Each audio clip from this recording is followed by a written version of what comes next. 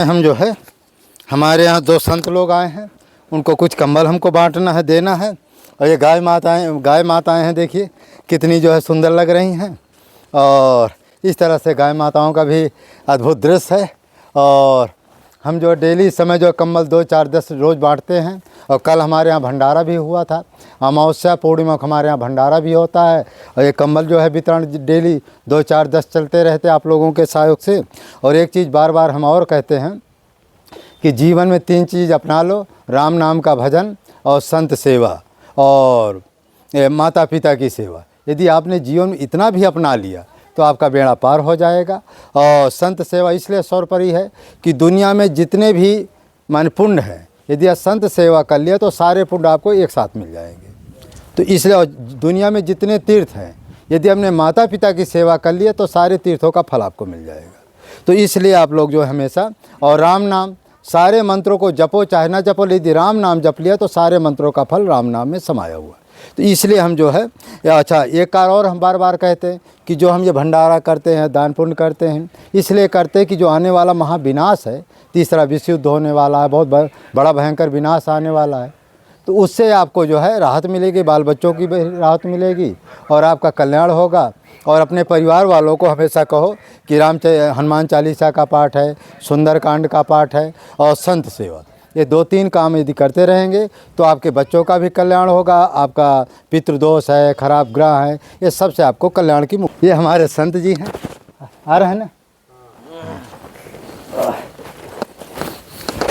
चलिए जुक्ति मुक्ति सब काम हो जाएगा, चिंता न करिए। हाँ, ये हमारे जो है अब लाई मैं इसको रख करके थोड़ी जीवन कैसे आए। संत जीवन में आते जाते रहे चित्रकूट। अच्छा। और देखे ब्राह्मण भी थे जी। और आते जाते रहे। तो हमको ये अच्छा लगने लगा कि यार कम से कम भगवान का शाम सुबह तो नाम तो ले रहे हैं। जी ले रहे हैं। अब गृहस्थ में थोड़ी है, वहाँ तो ये है कि चलो खेत जाओ, परिवार देखो, ये करो वो करो। तो अब परिवार है नहीं, तो ये हुआ कि मन में कि अब भगवान के ही हम क्यों न हो जाएं। तो घर के लोगों ने परेशान नहीं किया कि काहे महात्मा? अरे नहीं, अब घर के लोग क्या है कि अब जब अपनी इच्छा कह रही तो घर क्या करेंगे भगवान के नाम लेने। सही बात है। घर को तो और होगा कि हमारा कोई लड़का कम से कम भगवान का नाम तो ले रहा है। नहीं, भगवान माता पिता तो ऐसा नहीं चाहते हैं। अरे नहीं, माता तो बिल्कुल नहीं चाहती है। चाहते पिताजी तो चलो भाई कुछ है। हाँ, मगर ये है कि अब माता पिता की तो सेवा कर ही रहे हैं, ऐसा तो भी नहीं है। अच्छा, आते जाते हैं। हाँ भाई, अब माता पिता से तो भगवान से बढ़ के तो अपने माता पिता पहले हैं। तो आपका विवाह हुआ तो हुआ? नहीं हुआ। तो घर धन करिए। हाँ, ये हमारे संत जी हैं, आ रहे हैं ना। चलिए जुक्ति मुक्ति सब काम हो जाएगा, चिंता न करिए। हाँ, ये हमारे जो है करीब 7-8 महीने से रह रहे हैं, 8 महीने से। संत जीवन कैसे आए? संत जीवन में आते जाते रहे चित्रकूट। अच्छा। और देखे ब्राह्मण भी थे जी। और आते जाते रहे। तो हमको ये अच्छा लगने लगा कि यार कम से कम भगवान का शाम सुबह तो नाम तो ले रहे हैं। जी ले रहे हैं। अब गृहस्थ में थोड़ी है, वहाँ तो ये है कि चलो खेत जाओ, परिवार देखो, ये करो वो करो। तो अब परिवार है नहीं, तो ये हुआ कि मन में कि अब भगवान के ही हम क्यों न हो जाएं। तो घर के लोगों ने परेशान नहीं किया कि काहे महात्मा? अरे नहीं, अब घर के लोग क्या है कि अब जब अपनी इच्छा कह रही तो घर क्या करेंगे भगवान के नाम लेने। सही बात है। घर को तो और होगा कि हमारा कोई लड़का कम से कम भगवान का नाम तो ले रहा है। नहीं, भगवान माता पिता तो ऐसा नहीं चाहते हैं। अरे नहीं, माता तो बिल्कुल नहीं चाहती है। चाहते पिताजी तो चलो भाई कुछ है। हाँ, मगर ये है कि अब माता पिता की तो सेवा कर ही रहे हैं, ऐसा तो भी नहीं है। अच्छा, आते जाते हैं। हाँ भाई, अब माता पिता से तो भगवान से बढ़ के तो अपने माता पिता पहले हैं। तो आपका विवाह हुआ तो हुआ? नहीं हुआ। तो घर के लोग परेशान नहीं करते कि चलो भाई माता जी तो कहती होंगी? अरे वो तो है, मगर ये है कि कहीं अपना। कितने भाई थे? हम 4 भाई थे। तब कोई चिंता नहीं। हाँ। 1-2 भाई महात्मा हो जाए तो क्या फर्क पड़ता है। वही बात है। चलो अच्छा हुआ। तो आप ये चित्रकूट में भी? हाँ, चित्रकूट में भी अच्छा लगता है। हाँ, ये जानकी कुंड में। अच्छा। अपना यहाँ भी आ जाते हैं, रहते हैं। अच्छा। हाँ, चलो अच्छा। तो महाराज जी, सबसे पहले आप ये बताइए कि जनता का कल्याण कैसे हो? जनता का कल्याण कैसे हो? राम का नाम लेता रहे अच्छा अच्छा। और मेरे समझ में राम के नाम से अच्छा तो कोई दुनिया में विश्व में नाम ही नहीं है। अच्छा अच्छा। उनका नाम ले वो कुछ भी रहे, कुछ भी रहे, सब उसका पाप धीरे धीरे नष्ट हो जाएगा भगवान के नाम। तो राम नाम सर्वोपरि है। हाँ, नाम सर्वोपरि है। और जो ये संत सेवा की जाती है इसका क्या महत्व है? अब जो संत सेवा हो रही है ये तो सब लोग अपना संत साधुओं की उनकी वो रहती है, उसमें से एक देंगे तो उनको कभी 10 रुपए की प्राप्ति होगी। अच्छा। ऐसा भी नहीं है भाई, संत सेवा कोई मामूली बात थोड़ी है। और संत इतनी बड़ी तपस्या कर रहा है और अगर आपने उसको 1 गिलास पानी पिला दिए, आपको आशीर्वाद दे दिया, तो सारी उसकी शक्ति तो आप ही ले लिए। जी जी, सत्य बात है। महाराज जी, कुछ मान भक्तों का कमेंट है कि संसार में जीव क्या लेकर के आया, क्या लेकर के जाएगा? ना तो वो कुछ लेके कहावत है कि मुट्ठी बांधे आया है हाथ पसारे जाएगा। जी। जो भी लिया यहीं से लिया, जो भी दिया यहीं पे दिया। ना कुछ लेके आया ना कुछ दे के गया। जी। सब कुछ यहीं पे पाया, सब कुछ यहीं छोड़ के गया वो। जी। तो क्या लेकर के गया? ना वो कुछ भी लेके गया है, वही कफन लेके जा गया, और क्या गया। नहीं, कुछ ऐसे कर्म लेकर के जाता है। अब वो जो भगवान का वो कितना भी कमा ले, कितना भी धन कमा ले, अगर वो कितना भी पैसा हो, अगर वो 1 सेकंड के लिए अपनी सांस वापस करके दिखा दे तो जाने। सही बात है। 1 सेकंड के लिए उसने अपनी सांस को वापस कर ले तो हम जाने कि वो कुछ प्राप्त किया। कोरोना के समय हमने सुना कि ऐसे ऐसे लोग थे, कह रहे थे कि हमारे बच्चे को बचा लो, इसके बराबर हम आपको पैसा तौल देंगे। तो फिर भी डॉक्टरों ने जवाब तो भगवान से बढ़ के हैं क्या कोई? जब वहाँ से हो गया उसका कि तय हो गया कि आज इसमें लड्डू हो गया, तो कहाँ वो, अगर ऐसा हो जाएगा तो भगवान का महत्व ही उस दिन खत्म हो जाएगा। महत्व ही खत्म हो जाएगा, भगवान का कोई नाम ही नहीं लेगा। हाँ सही है। तो महाराज जी, ये जो शुभ कर्म किया जाता है इसको तो जीव लेकर के जाता ही होगा। कौन सा? जो शुभ कर्म लोग दान पुण्य करते हैं, इसका पुण्य तो वो लेकर जाता है। जो दान पुण्य और जो भक्ति कर रहा है, भगवान का नाम ले रहा है, दान पुण्य यही तो साथ में जाएगा, और क्या जाएगा? बाकी और तो सब यहीं का यहीं रहेगा। इसकी गति क्या होती है इनकी? अब इतना तो इसमें का मालूम तो हमें इतना तो नहीं है। देखिए, नहीं, जैसे स्वर्ग है, वैकुंठ है, नाम सुने होंगे, या बड़े घर में जन्म होता है, देखिए के बल से तो देखिए होता है, मगर ये भी होता है कि जब कोई आदमी अनजाने में पाप करता है, तो वो भगवान के भजन में, गंगा नहाने से, संतों को, ब्राह्मणों को दान करने से वो उसका नष्ट हो जाता है। पर जो षड्यंत्र करके रचा जाएगा और वो पाप करेगा तो वो कहीं नहीं धुल सकता है, वो चाहे जितनी बड़ी जग कर ले। माने किसी को माने बेफालतू सताना, हाँ, किसी को मारना पीटना, वो कहीं नहीं धुल जाएगा। कौन से पाप आपके दान से, भगवान के नाम से, गंगा नहाने से, पूजा पाठ करने से, भागवत कथा कहने से नष्ट होंगे, खत्म हो जाते हैं, जो अनजाने में हुए होंगे। और जो षड्यंत्र करके रचे हो वो पाप को आपके कहीं नहीं धुलेंगे, उसको तो आपको भुतक ना ही भोगना है। कुल मिलाकर जो बड़े पाप होते हैं, जो माने जानबूझ के पाप करते हैं, उसको भोगना पड़ेगा। उसको तो भोगना पड़ेगा, वो चाहे उसमें जितना बड़ा कर ले, जितना बड़ा, क्योंकि वो षड्यंत्र करके रचा है ना, षड्यंत्र करके कि मैं ये करने जा रहा हूँ, और वो तो अनजाने में हो गया, उसको तो भगवान माफ ही करेंगे। महाराज जी, कभी कभी ये देखा जाता है कि लोग जो पूरी दुनिया राम नाम जपती है, जपती भी है, माने थोड़ी बहुत, अब पूर्ण विश्वास नहीं करती है। और आजकल जो जानते होंगे, गुरुओं के ऊपर भी विश्वास नहीं होता। कुछ लोगों को ये होता है कि सच्चा गुरु और कहाँ अच्छा गुरु मिले, किससे गुरु मंत्र लें। महिलाएं तो और भी ज़्यादा डरती हैं, उसके बारे में का क्या मत? देखिए, एक बार क्या हुआ था कि नारद जी थे तो ब्राह्मण थे भी, भगवान भी थे। तो ब्रह्मा जी के पास बैठते थे, तो जब नारद जी गुरु दीक्षा नहीं लिए थे, तो 40 वर्ष के बाद आप भगवान की पूजा करिए, आपसे भगवान हर चीज़ पा रहे हैं। 40 के बाद अगर आप गुरु दीक्षा नहीं लिए हैं तो आपसे भगवान कुछ भी नहीं पाएंगे। आपका पूजा, आपका कितना भी बड़ा कर्म धर्म है, वो बिल्कुल अनर्थ है। अच्छा। तो नारद जी जो अगर 40 के बाद गुरु दीक्षा नहीं लिया, वो जिस जगह बैठेगा, जहाँ जाएगा, जहाँ रहेगा, वो जगह अशुद्ध हो रहती है, वो शुद्ध नहीं होगी, जगह अशुद्ध कहलाएगी। तो नारद जी जब जाते थे, भगवान लोग की सब सभा होती थी, तो जब नारद जी उठ के जाते थे तो उनके जगह में ब्रह्मा जी जल छिड़क देते थे। तो एक बार 2 बार हुआ, तीसरी बार नारद जी नाराज हो गए कि बोले ये क्या कर रहे हो सबके जाने के बाद। बोले सबकी गुरु दीक्षा है, आपकी गुरु दीक्षा नहीं हुई है, आप जहाँ बैठते हैं, जहाँ जाते हैं, वो अशुद्ध है, इसलिए हम आपके जाने के बाद जल छिड़क रहे हैं कि ये जगह शुद्ध हो जाए। तो कहीं ना आप बताइए मैं किसका अपना गुरु बनाऊं, मैं तो नारद जी, भगवान भी, अब ब्राह्मण भी, मेरा गुरु कौन बनेगा।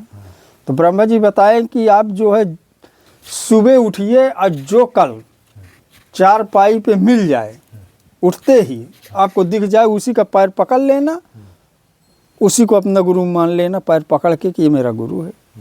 तो ठीक, तो अब उधर से जैसे उठे तो एक मछुआरा जाल वाल ले रख के और लेके जा रहा था, तो विष्णु भगवान थे वो। तो उन्होंने क्या काम किए, नारद जी उनका पैर पकड़ लिए, वो तो भी भगवान ही थे मगर मछुआरे का भेष बनाए थे। हाँ, तो उन्हें गए कि पैर पकड़े कि आज मैं आपको गुरु, अरे अब हटाइए हटाइए, कहाँ आप नारद जी और भगवान, कहाँ मैं एक मछुआरा, आप मुझको अपना गुरु बनाएंगे, आप ब्राह्मण। नहीं नहीं नहीं, बोले अब आदेश है, मैं आपको अपना गुरु मान लिया, मैं आपको गुरु मान लिया। तो उन्होंने पकड़ के पैर, तो कहा चलो ठीक है। अब वो गए मछली मार रहे थे, तो एक दिन ब्रह्मा जी के पास गए तो बताए कि भाई वो तो भगवान है अंतर्यामी, वो तो जान ही गए कि नारद जी के गुरु दीक्षा हो गई। तो गए तो बोले गुरु जी की क्या हाल चाल है बताइए आप। तो बोले सब तो ठीक है मगर हमारे गुरु जी बहुत हत्या करते हैं, ऐसा हमको गुरु बनना लिए क्या बताए, वो जब देखो तालाब में मछली ही मारते रहते हैं। तो बोले आपके 84 लग गई। तो बोले ये क्या होते है, बोले आपने गुरु निंदा किए हो, आपके 84 लग गई। तो बोले फिर, तो बोले अब ये तो अपना जाइए गुरु से बताइए, भाई हमारे 84 लग गई है, इसको काटिए, कैसे कटेगी। अब वो जाइए, तो वो मछली मार रहे थे, गए नारद जी, उन्होंने पैर पकड़े, पैर पकड़ के उन्होंने उनका कहने लग गए कि महाराज जी हमारे 84 लग गए। तो भाई वो तो गुरु है, वो तो जान गए कि इनने बुराई किया, गुरु की निंदा करोगे तो फिर आपके 84 तो लगना ही लगना है। और गुरु के अलावा उसको कोई नहीं काट सकता, भगवान भी नहीं काट सकते, काटेगा तो गुरु ही काटेगा। कि हरी रूठ है तो ठौर है, गुरु उठे नहीं ठौर। हाँ, तो उन्होंने 84 लाइन खींच दिए विष्णु भगवान। तो बोले एक बार इधर से लेट जाओ, एक बार इधर से लेट जाओ, लेट गए, 84 उनकी कट गई। तो गए ब्रह्मा जी के पास में फिर दूसरे दिन, तो बोले क्या हुआ, बोले आपकी 84 लगी थी आपने। तो बोले नहीं 84 हो गए, भलाई बताइए आप कैसे किए। तो बोले 84 लकीर खींच दिए, अब बोले एक बार इधर से लेट जाओ, एक बार इधर से लेट जाओ, आपकी 84 कट गई। तो बोले हाँ अब सही है। तो गुरु की निंदा ना तो करो ना तो सुनो, करने वाले से लड़ पड़ो कि हम अपने गुरु की निंदा नहीं सुन सकते हैं। जी जी, सत्य बात है। हाँ, तो गुरु अपना कैसा भी हो, वो क्या कर रहा है उससे आपसे मतलब नहीं, आपको अपने से मतलब है, गुरु से उससे मतलब नहीं होनी चाहिए। वो क्या कर रहा है गुरु, वो आप उसकी मत देखिए कि वो क्या कर रहा है, आप अपना देखिए और न उसकी निंदा करिए। माने एक बार आप गुरु बना लिए हैं, हाँ, तो उस पर अटूट रहिए और उसकी निंदा चुगली बुराई दोष बस ना सुनो ना करो, ना सुनो ना करो। बहुत अच्छी बात आपने बताया। और कुछ बताइए। और क्या महाराज, अब आपके सामने हम क्या हैं आपके आगे बताने लायक। महाराज कुछ आप प्रश्न करिए, चाहे हमसे चाहे इनसे।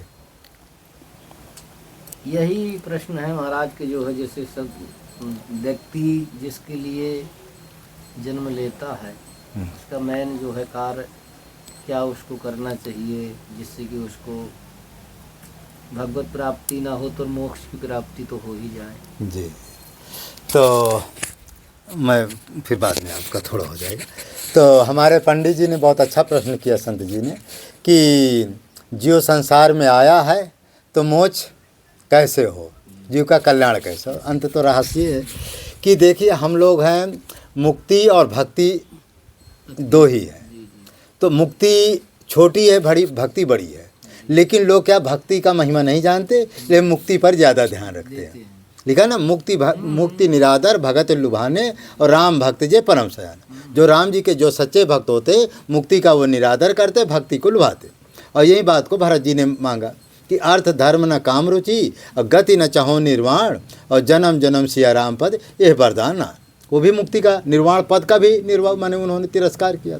तो इससे सिद्ध होता है कि जो राम जी की भक्ति है उससे बड़ी न मुक्ति है न निर्वाण पद है।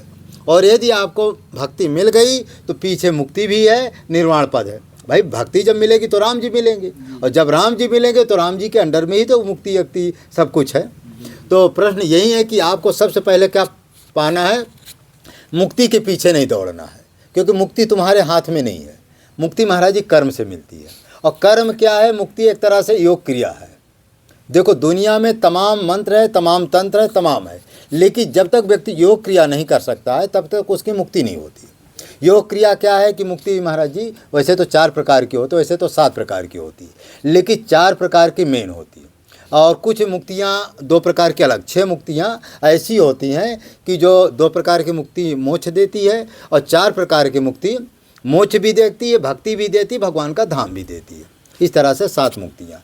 और जो 7वीं मुक्ति होती है वो क्या है, जो हठयोगी नहीं होते हैं, नट होते हैं, वो झूठ मूठ को ऐसा समाधि लगा लेते हैं, नहीं वो हट करके। तो उसमें क्या है कि उसमें शरीर छोड़ता है, वो नरक जाते हैं। एक छोटा सा मैं दृष्टांत देता हूँ। एक राजा साहब थे, तो नट जो है समाधि लगा लेता था, हट समाधि, चोट समाधि उसको किसी कहीं सीखा होगा। तो वो गया राजा के पास, कहा मैं 3 दिन की समाधि मैं समाधि लगाना जानता हूँ, और मुझको समाधि के बदले एक जो घोड़ा चाहिए और एक बढ़िया धोती चाहिए। कहा ठीक है, तो समाधि लगाओ। अब संकल्प तो उसने किया नहीं कितने दिन की समाधि लगाना। अब आँखें मूंद को बैठ गया। अब उसको 2 दिन हो गया, 3 दिन हो, 6 दिन। राजा ने सोचा मर गया, उसको उठा करके गाड़ दिया। भाई समाधि ज्ञान है नहीं, उतारने का ज्ञान नहीं, समाधि तो लगा लिया, न उसको ये पता कितने दिन की है और न उसको पता है कैसे उतारा जाए। अब क्या, उठाकर उसको गाड़ दिया। गाड़ने के बाद उधर से 3 ठो हठ योगी चल जा रहे थे, वो दिव्य दृष्टि थी उनके पास, और माने खोद करके निकाला गया। अब उनकी नस होती है यहाँ, उसको दबा दिए तो समाधि टूट गई। अब उसके मन में यही था, वो कितने कम से कम जो 2500 साल माने 2500 साल बीत गए थे, माने हज़ारों बरस बीत गए थे। तो न वो राजा रहा न वहाँ राज रहा। लेकिन जब उठा तो कह रहा मुझे वही वो धोती चाहिए, एक जो है घोड़ा चाहिए। भाई जिस समय समाधि यही भावना थी। अच्छा एक चीज़ है, जब व्यक्ति समाधि में जाता है उसको लगता है कि मैं अभी ही जागा हूँ, माने जो कल का दिन है वो अभी आज का ही दिन है, भले वो हजारों वर्ष बीत जाएगा, लेकिन ऐसा लगता है कि अभी सुबह हुई है। माने ऐसा लगेगा कि उसको सुबह, क्योंकि जितने दिनों तक वो समाधि में रहा उसको पता नहीं मैं कहाँ हूँ। उसको माने ये जो समाज माने ये घड़ी का जो है कोई ज्ञान नहीं होता। तो फिर उसने कहा कि न वो राज्य है, न वो राजा है, न नगर है। जब राज्य भी नहीं, नगर भी नहीं, राजा भी नहीं, तुझे कौन देगा। तो वहीं कहने का मतलब है कि हठयोगी जो ये नट वाली माने चोट समाधि, इससे नरक होता है। 2 समाधियाँ होती प्राणायाम से होती हैं, खेचरी प्राण। जो खेचरी प्राणायाम से होता है उसको हठयोग की क्रिया कहते हैं। उससे व्यक्ति क्या है, अष्टसिद्धि 9 निधियाँ प्राप्त कर लेता है, वो हर रूप धारण कर लेता है और जहाँ चाहे वहाँ पहुँच जाएगा। तो वो क्या है कि माने एक तरह से जैसे आप देखे होंगे विश्वामित्र ने, यहाँ तक उसमें इतनी शक्ति हो जाती, वो दूसरा चाहे तो स्वर्ग जैसा बना दे, इतनी शक्ति उसमें हो जाती। यहाँ तक कि उसकी आयु भी हजारों वर्ष की आयु भी कर देता है, लेकिन न उसको कभी भगवान के दर्शन होते हैं, ना कभी भगवान का धाम मिलता है, और ना कभी उसको अच्छे संत मिलते हैं, और ना उसको भगवान का दिव्य देवी देवताओं के दर्शन होते हैं।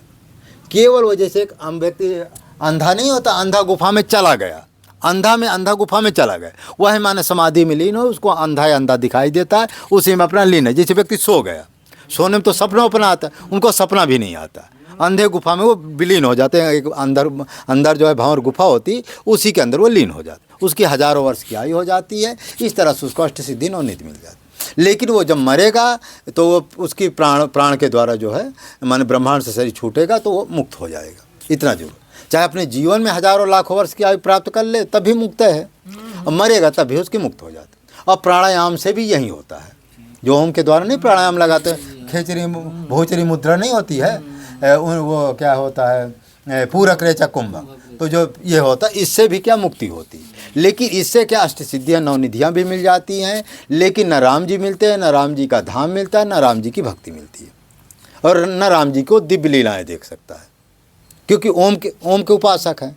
भाई राम जी के उपासक होंगे तभी तो राम जी के लीलाएं देखेंगे। और जब उसका भी ब्रह्मांड से शरीर छूटेगा उसकी भी मुक्ति हो जाएगी, लेकिन भक्ति नहीं मिलेगी।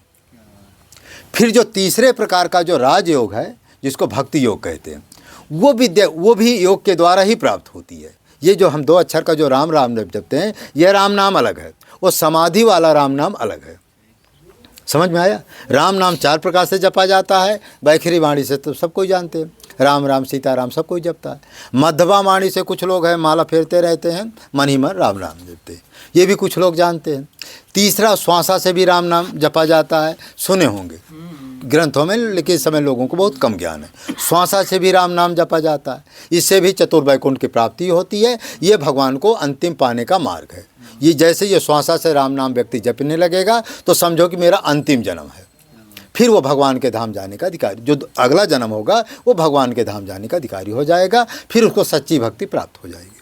जो उसमें लिखा ना, कहते अविरल भगत विशुद्ध तो श्रुति पुराण जय गाओ, जय खोजत जोगी मुनि प्रभु प्रसाद को पाओ। वही अविरल भक्ति है, जिसको बड़े बड़े जोगी हजारों लाखों वर्ष की समाधि लगाते हैं तभी वो भक्ति नहीं प्राप्त होती। तो कहते हैं, लिखा है प्रभु प्रसाद को पाओ। जब राम जी की विशेष कृपा होता, कोई ऋषि मुनि वो भक्ति प्राप्त होती। जैसे उनको सुतीक्षण जी को मिली थी, वाल्मीकि जी को मिली थी, तुलसीदास जी को मिली थी, कबीर साहब को, रैदास जी को, और ये आपका कागभूषुंडी जी को, यही भक्ति उनको मिली थी। तो कहने का मतलब ऐसी भक्ति प्राप्त की जा सकती है, लेकिन ये इतनी दुर्लभ है